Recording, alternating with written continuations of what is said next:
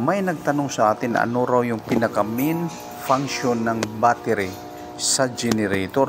Ang ganitong heavy duty na generator ay hindi mo yan mapapaandar kung wala itong dalawang battery. Ang dalawang battery ay mayroon itong 12 volts DC.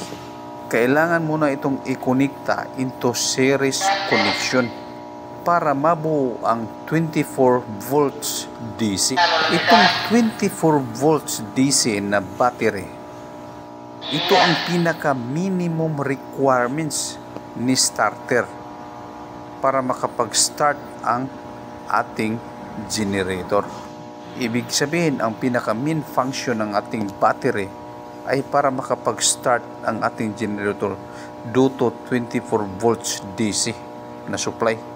Kung may natutunan ka sa aking video, huwag kalimutang mag-subscribe para sa kadagdagang impormasyon. Maraming salamat.